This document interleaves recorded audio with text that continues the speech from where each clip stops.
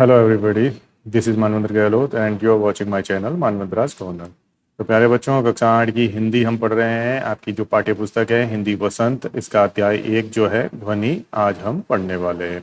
तो चैप्टर को पढ़ने से पहले मैं बता दूं, अगर आप नए हो इस चैनल पर तो सबसे पहले चैनल को सब्सक्राइब करें, बेल आइकन को प्रेस कर लें, जिससे आगे आने वाली जो भी मेरे वीडियो हैं उसकी नोटिफिकेशन आप तक सबसे पहले पहुँचेगी। तो बच्चों, इन सुंदर सी पोएम के जो ध्वनि आपकी पोएम है, इस पोएम के जो राइटर हैं वो हैं सूर्यकांत त्रिपाठी निराला। इनका जन्म 11 फरवरी 1896 को बंगाल में हुआ। बंगाल की जो मेदिनीपुर जिला है वहाँ पर इनका जन्म होता है और इनकी मृत्यु 15/10/1961 को उत्तर प्रदेश के इलाहाबाद में होती है। तो कवि परिचय में मैं आपको बता दूं, हिंदी कविता के जो छायावादी युग के जो प्रमुख 4 स्तंभ हैं उनमें से एक जो है ये माने जाते हैं सूर्यकांत त्रिपाठी जी। अब छायावादी कवि के रूप में इनकी पहचान है सूर्यकांत त्रिपाठी निराला। तो प्रमुख जो 4 स्तंभ हैं यानी जयशंकर जी प्रसाद, सुमित्रा नंदन पंत, महादेवी वर्मा और सूर्यकांत त्रिपाठी, ये छायावादी जो युग है उसके ये 4 प्रमुख स्तंभ ये कवि माने जाते हैं। तो हमारा जो चैप्टर है ध्वनि, ध्वनि का मतलब होता है साउंड। कैसा साउंड? प्रकृति का साउंड। प्रकृति क्या कहती है? प्रकृति एक संदेश देती है और इस संदेश को कवि ने बड़ी ही शानदार, बड़ी ही जो है सुंदर भाषा में एक कविता के माध्यम से बताने की कोशिश की है। तो इस कविता के अंतर्गत हम क्या पढ़ने वाले हैं, क्या समझने वाले हैं, एक छोटी सी समरी में आपको बता दूं। देखो बच्चों, कवि ने इस कविता के द्वारा प्रकृति के प्रति मानवीय संवेदना को दर्शाया है। इस कविता में प्रकृति का जो मनोहारी चित्रण है ना, वो कवि ने बड़ी ही सरल तरीके से, भावपूर्ण तरीके से प्रस्तुत किया है। तत्सम और तद्भव शब्दों का प्रयोग इस कविता में खूब हुआ है। इस कविता में कवि का जो दृष्टिकोण है वो आशावादी है, इसलिए वह जीवन की सुंदरता को पूरी तरीके से जीना चाहता है। तो इस कविता को हम रीड करते हैं, लाइन बाय लाइन हम पढ़ते हैं और उसके साथ ही इसका जो एक्सप्लेनेशन है मैं आपको बताता चलूंगा। तो जो पहला पैरा है, अभी ना होगा मेरा अंत, अभी अभी ही तो आया है मेरे वन में मृदुल वसंत। अभी ना होगा मेरा अंत। तो बच्चों, अंत का मतलब होता है समाप्त,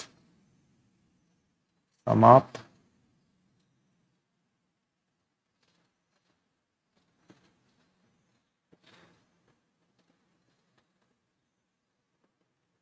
समाप्त हो जाना। मृदुल का मतलब है कोमल, मृदुल का अर्थ है कोमल। वसंत का मतलब है ऐसी ऋतु जिसमें फूल खिलते हैं,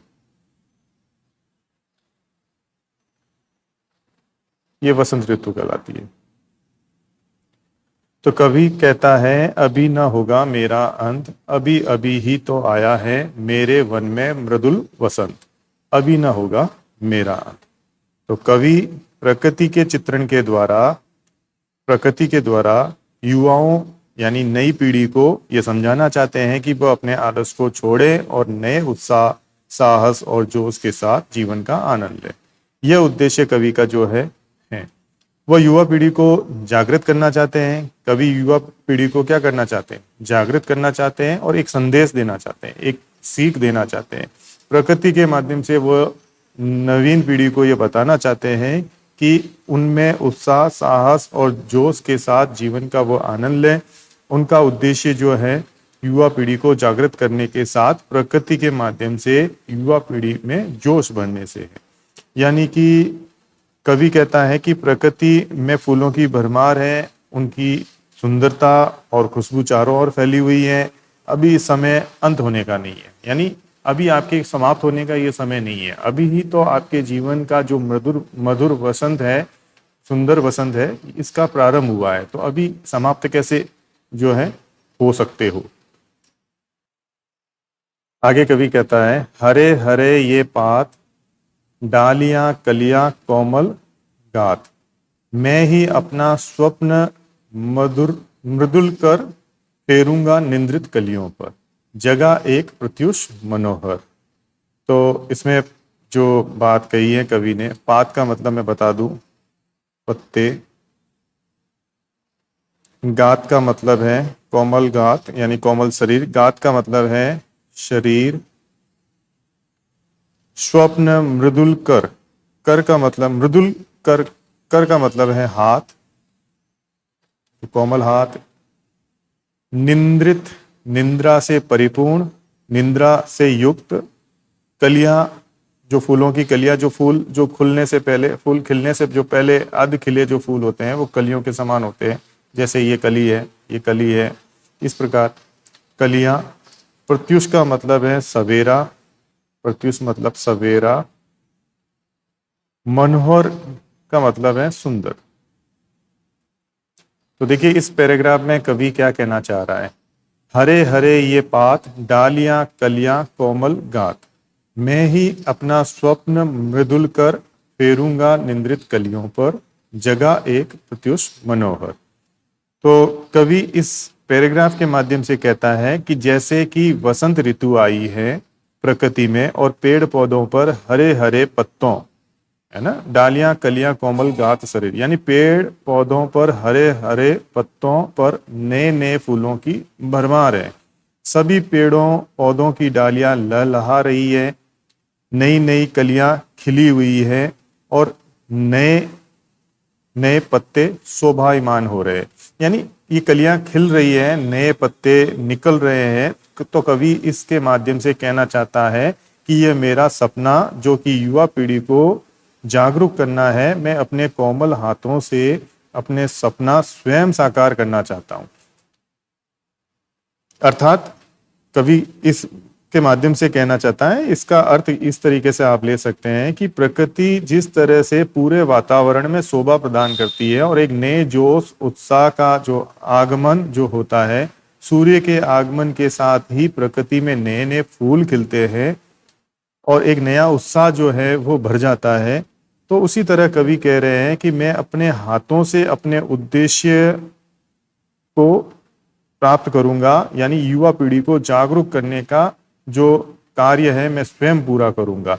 तो कवि प्रकृति के माध्यम से युवा पीढ़ी को संदेश देते हैं। यानी जो युवा पीढ़ी जो आलस से भरी हुई है, यानी आलस से जो परिपूर्ण है, निंद्रित कलियों पर है। कवि कह रहा है ना, मैं फेरूंगा हाथ, अपना मृदुल हाथ निंद्रित कलियों पर फेरूंगा।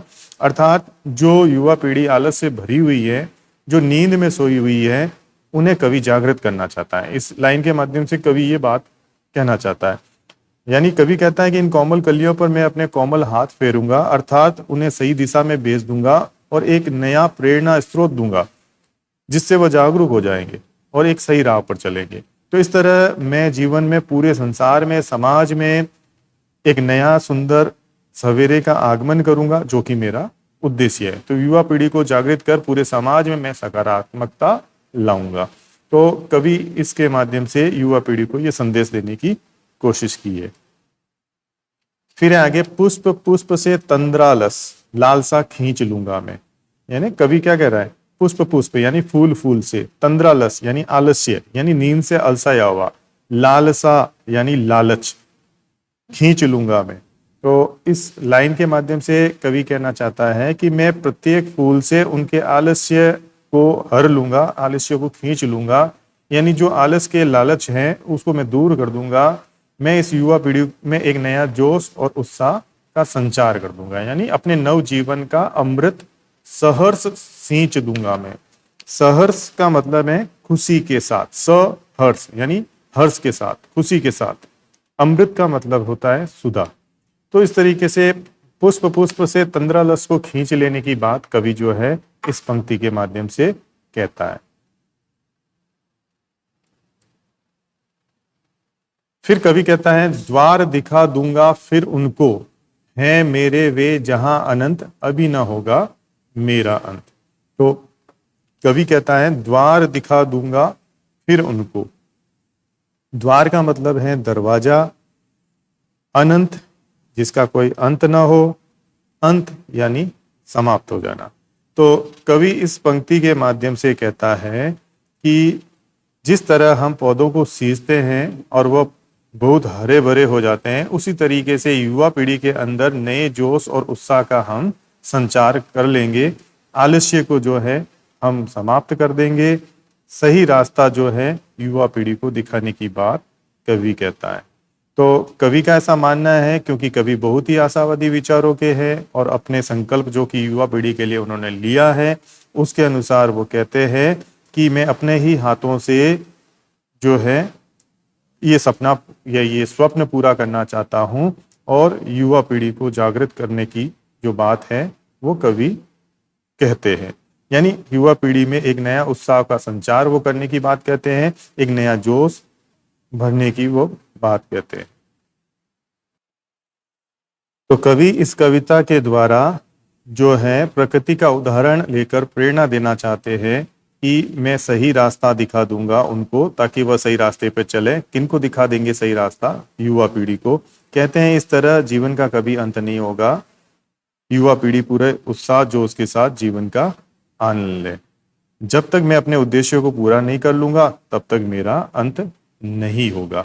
तो इस तरीके से सूर्यकांत त्रिपाठी जी ने इस कविता के माध्यम से युवा पीढ़ी को ये संदेश दिया है कि वे आलस्य को त्याग कर स्फूर्ति के साथ अपने लक्ष्य में जुट जाएं, क्योंकि अभी उनके अंत होने का समय नहीं आया है, अभी तो उनकी शुरुआत हुई है। तो ये आशावादी कविता है, प्रेरणास्पद कविता है। युवा पीढ़ी को प्रेरणा इस कविता के माध्यम से कवि ने देने की कोशिश की है। तो इस वीडियो में इतना ही। इस वीडियो के डिस्क्रिप्शन में आपको इस चैप्टर के क्वेश्चन आंसर मिल जाएंगे, यानी जो चैप्टर के पीछे के जो क्वेश्चन है उसको मैंने पीडीएफ के रूप में एक लिंक दिया है। जो चैप्टर के पीछे वाले जो प्रश्न हैं, इन प्रश्नों का आंसर की जो पीडीएफ है आपको इसी वीडियो के डिस्क्रिप्शन में मिल जाएगी। आगे मेरे जो भी वीडियो आपको मिलेंगे, इन सभी वीडियो में आपको उस चैप्टर की यानी संबंधित चैप्टर की जो पीडीएफ लिंक है वो मैं वहाँ पे देता रहूँगा। तो तब तक के लिए आपका दिन शुभ हो। धन्यवाद।